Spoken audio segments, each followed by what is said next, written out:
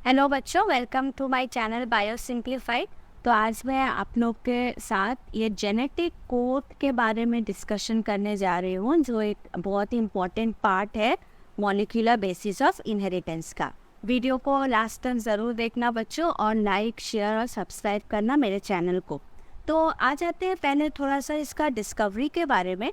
George गैमो 1954 में उन्होंने कहा था there are 4 nitrogenous bases, but they have to code for 20 amino acid and each codon should have combination of 3 nitrogenous bases.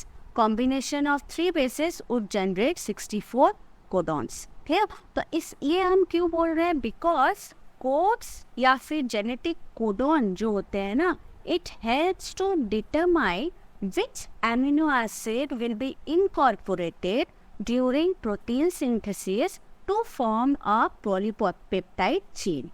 Protein synthesis को हम लोग क्या बोलते हैं? ट्रांसलेशन।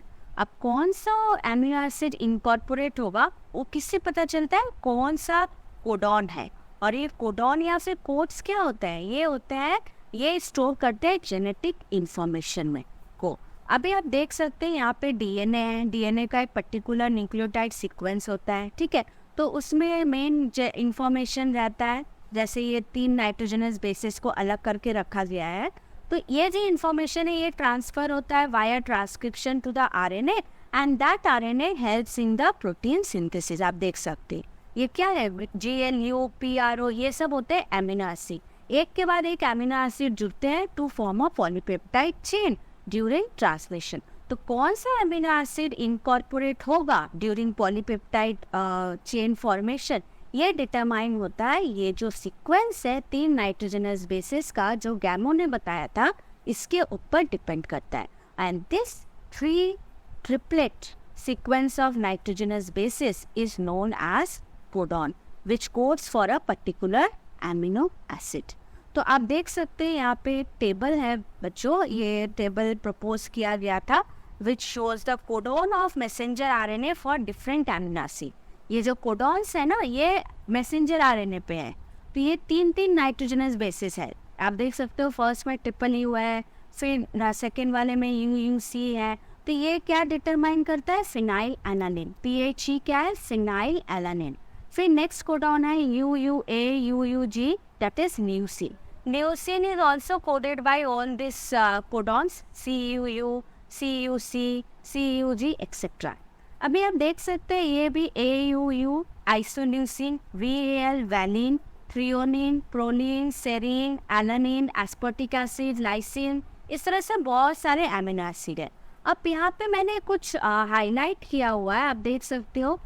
MET क्या है? Methionine, and this methionine is coded by codon that is AUG।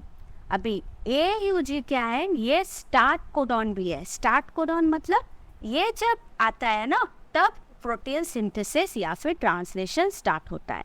और जब ये कोडॉन्स आते हैं UAA, UAG और UGA, ये जब आता है तब ट्रांसलेशन स्टॉप हो जाता है, मतलब रुक जाता है, ठीक है। तो आपको ये सारी चीज़ें, ये कोडॉन्स याद रखने होंगे।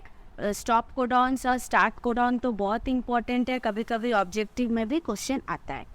तो आ जाते हैं नेक्स्ट स्लाइड पे, जहाँ पे हम डिस्कस करेंगे जेनेटिक कोड के क्या फीचर्स होते हैं, features of genetic code.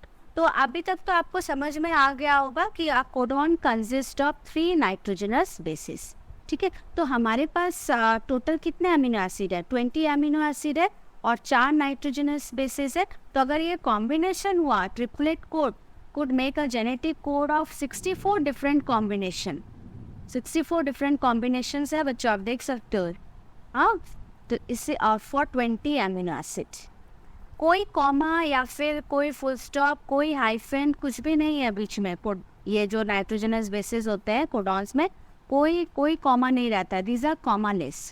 Third जो इम्पोर्टेंट फीचर है, इट इज नॉन ओवरलैपिंग। तो नॉन ओवरलैपिंग का मतलब क्या होता है, थोड़ा आप समझ लीजिए इसको, बहुत इंपॉर्टेंट है ये। मान लीजिए ये वाला मैसेंजर आरएनए का एक सीक्वेंस है, ठीक है, AUG, GCA। अभी आपको बोला गया कि इससे आप कितना कोडॉन्स निकाल सकते हो, आप निकालो। तो आप जनरली क्या करेंगे बच्चे? पहले यहाँ से स्टार्ट करेंगे ए से, AUG, फिर नेक्स्ट क्या करेंगे UGG, फिर थर्ड क्या होगा GGC, फोर्थ होगा GCA। तो इस तरह से आप कोडॉन बनाएंगे और ये सारे कॉम्बिनेशन आएंगे, राइट। अब देख सकते हो 10 अलग अलग कॉम्बिनेशन आए हैं, लेकिन ऐसा होता नहीं है। नॉन ओवरलैपिंग मतलब क्या, एक बार अगर एक नाइट्रोजनस बेस कोडॉन में आ गया तो वो दोबारा नहीं आएगा, ठीक है। तो आप फर्स्ट में जब आप बना रहे हो codon, it is overlapping, but actual में ये नॉन ओवरलैपिंग होता है। कैसे, फर्स्ट कोडॉन ले लेते हैं AUG, सेकेंड कोडॉन होगा GCA। देखो आप सेकेंड टाइम ये नहीं आ रहा है नाइट्रोजनस बेस, फिर इतना तक बन गया, फिर नेक्स्ट होगा GUG, फिर लास्ट होगा CCA। तो टोटल हमको 4 ही मिलेंगे कोडॉन्स यहाँ से। This is called non overlapping codons. Next बहुत ही इंपॉर्टेंट फीचर है, this codons show degeneracy. Degeneracy मतलब more than one codon can be used for a particular amino acid, जैसे कि UU और UUC दोनों ही फिनाइल एनालिन के लिए है। इसका मतलब ही डीजेनरेशन होता है, मतलब दो से ज़्यादा या एक से ज़्यादा कोडॉन होते हैं एक एमिनो एसिड का। For example serine is coded by all this codons, देखो क्लियर। So, इसका मतलब होता है डीजनरेट। नेक्स्ट फीचर में आते हैं में, it is non ambiguity. Non ambiguity means a particular codon will always code for the same amino acid, while same amino acid can be coded by more than one codon, जिसको degeneration बोलते हैं।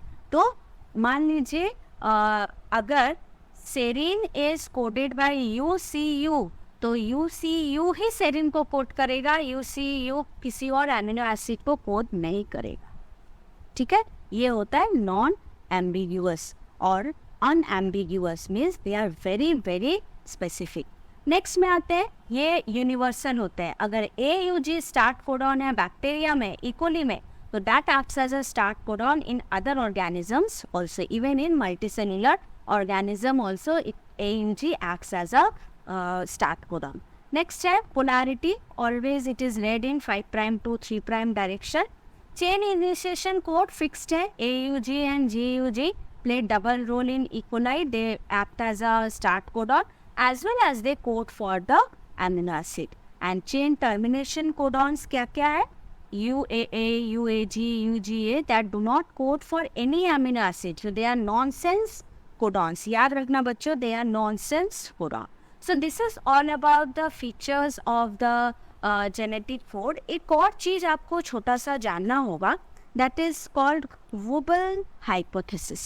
अभी Wubbel hypothesis क्या है, आप बच्चों देखो ये मैसेंजर RNA है, ठीक है। यहाँ पे कोडॉन है CUC, इसका एक एंटी कोडॉन tRNA में रहता है, विच इज़ जब ट्रांसलेशन होता है ना, ये जो tRNA है विथ एंटी कोडॉन, ये कोडॉन को रिकॉग्नाइज करेगा और बाइंड कर जाएगा। This is called normal pairing. ये जो डायग्राम है ये tRNA का है, और यहाँ पे लिंक्सिन है, आप देख सकते हो, और ये एंटीकोडॉन है GAG। तो CUC को जैसे ही देखा ये बाइंडिंग हो गया, ये नॉर्मल पेयरिंग है कि आपको पता है गुआनिन के साथ साइटोसिन होता है। लेकिन कभी कभी एबनॉर्मल पेयरिंग भी होता है। इसका मतलब क्या, हमेशा याद रखना जो कोडॉन्स होते हैं ना, उसके जो फर्स्ट 2 नाइट्रोजनस बेसेस होते हैं, that is important to determine which amino acid has to be incorporated.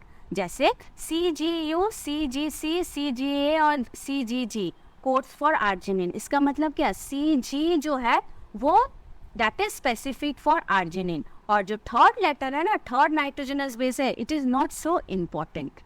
So according to Wubbel hypothesis, only the first and the second bases of codon in messenger RNA pair with the basis of anticodon of tRNA. ये pairing normal है, and the another abnormal pairing is called Wubbel pairing with the Wubbel base. जैसे U के जगह U के साथ क्या आना चाहिए, A आना चाहिए, लेकिन यहाँ पे G आ गया, ठीक है। This is unimportant, this is not required for incorporation of amino acid. तो ये जो एबनॉर्मल पेयरिंग होता है ना थर्ड में, थर्ड नाइट्रोजनस बेस के साथ, इसको बोलते हैं Wubbel pairing. So U at the Wubbel position can pair with A or G.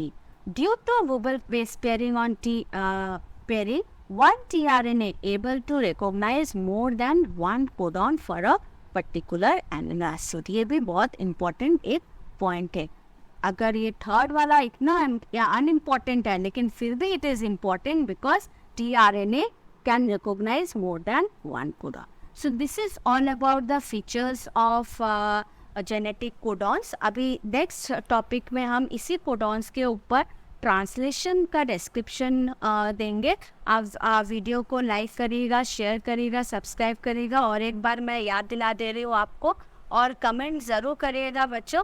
Thank you so much. अगर आपको कोई नोट्स चाहिए तो प्लीज़ आप कमेंट बॉक्स में लिखिए that you need the notes on this chapter, so definitely I will provide you. So thank you so much. Bye.